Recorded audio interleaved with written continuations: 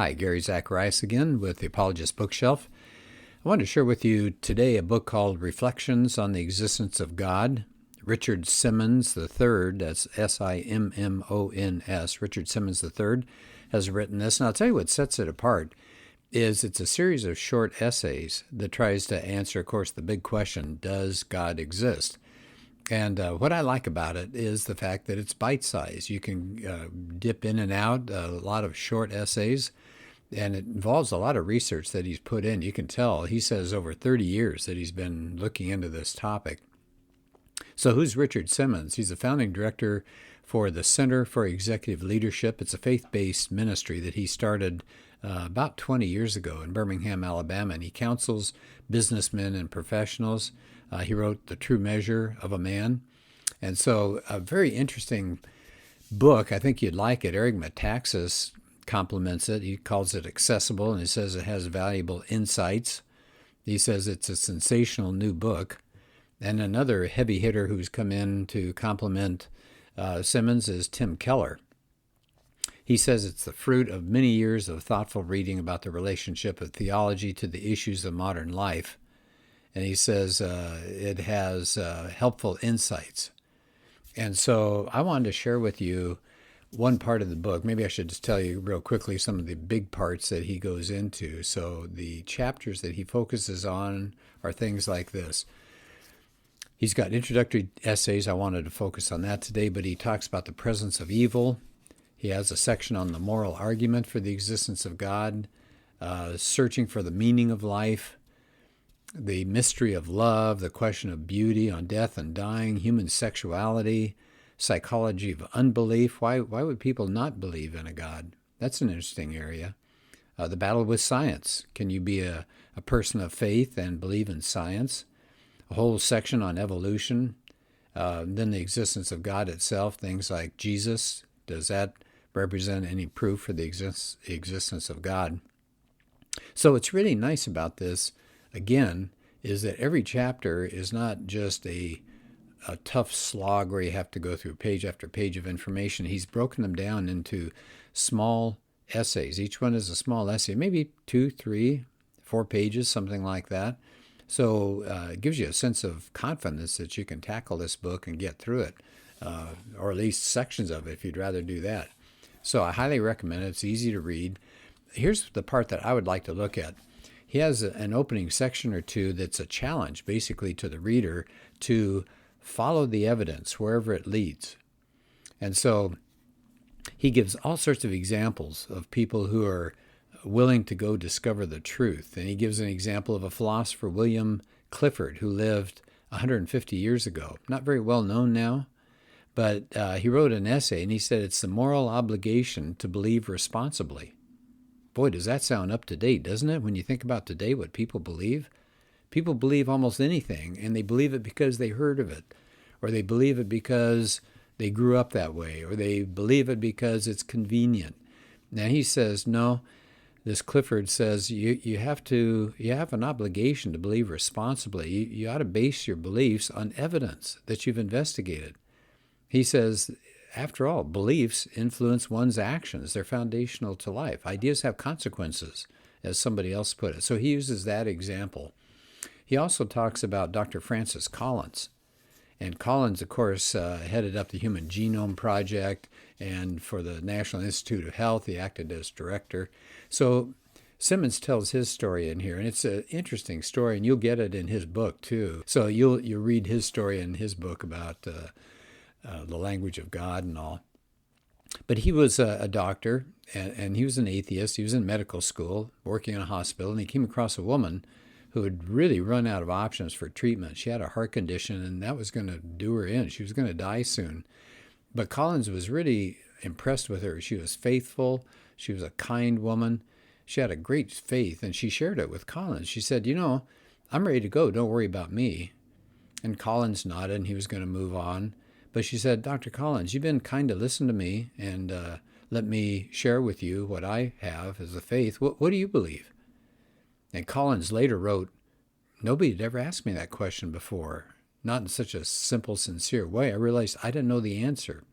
I felt uneasy. I could feel my face flushing. I wanted to get out of there. The ice was cracking under my feet. And so he began to wonder, why am I an atheist? Was it because it was just a simple answer to life? Was it, had he really thought about it? And he goes on to say this, as a scientist, I'd always insisted on collecting rigorous data before drawing a conclusion. And yet, in matters of faith, I'd never collected any data at all. I didn't know what I had rejected. So he started doing some work. And he began to read C.S. Lewis. And he began to read other things. And he became a Christian. So that's quite a story. Who else? Well, let me share another short chapter that he has in here, another article. He talks about Antony Flew as another person who journeyed from atheism to theism by following the truth.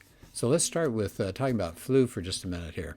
Simmons says he was probably the most celebrated atheist of the last 50 years.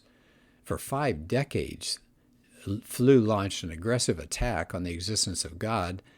And then in 2007, he brought out a book called There Is a God, How the World's Most Notorious Atheist Changed His Mind. Wow. He said, Flew said this in the book, why do I believe this, that there's a God? Given that I expounded and defended atheism for more than half a century, the short answer is this. This is the world picture as I see it that has emerged from modern science.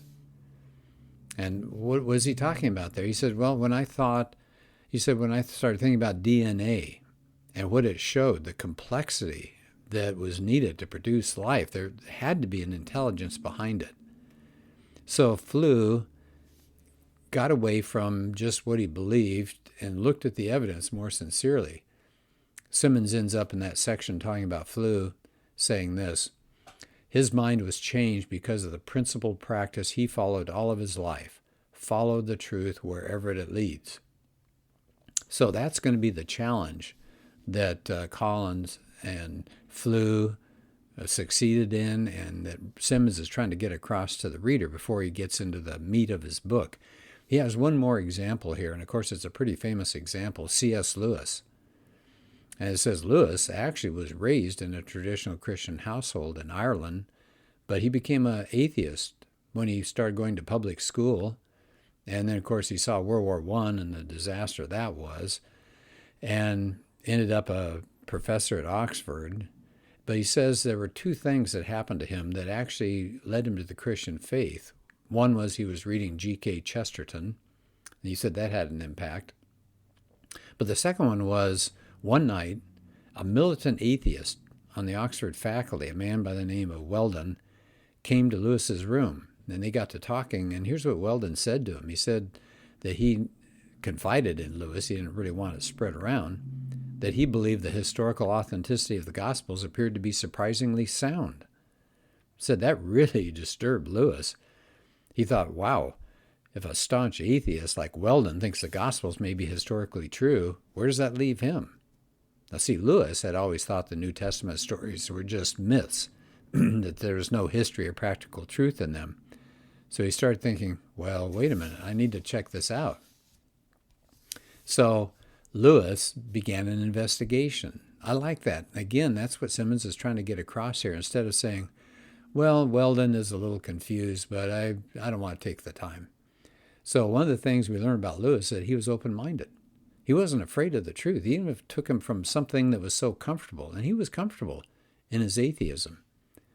Lewis, as he began to read, now remember, Lewis is a literature person. He's a literary critic. He has a ear for language and meter and all. So as he starts looking through the New Testament, he said, the New Testament doesn't contain the stylized and carefully groomed qualities that he thought he would find there. That's what myth produces. And here's what Lewis actually said. The Gospels appeared to be simple eyewitness accounts of historical events, primarily by Jews who were clearly unfamiliar with the great myths of the pagan world around them. I was by now too experienced in literary criticism to regard the Gospels as myth. They had not the mythological taste. So he says, as a literary historian, Lewis says, look, I know what legends look like. He said the Gospels are not legend. And so Lewis embarked on that search for spiritual truth and became a Christian. And so the point of what Simmons is trying to say here in this opening, before he gives us all the evidence that he has accumulated, he said, my challenge to you, the reader, is to follow the truth wherever it leads, always remembering that the truth is your friend. It enables you to believe responsibly. It leads to your ultimate well-being.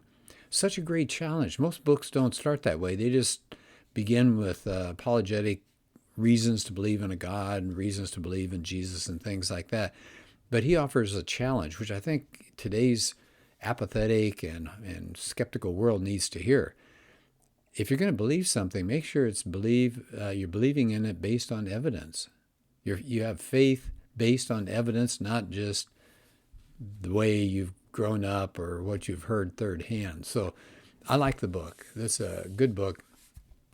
Once again, the title is Reflections on the Existence of God. Richard Simmons is the author. All right, well, thanks for listening, and let's do another podcast soon.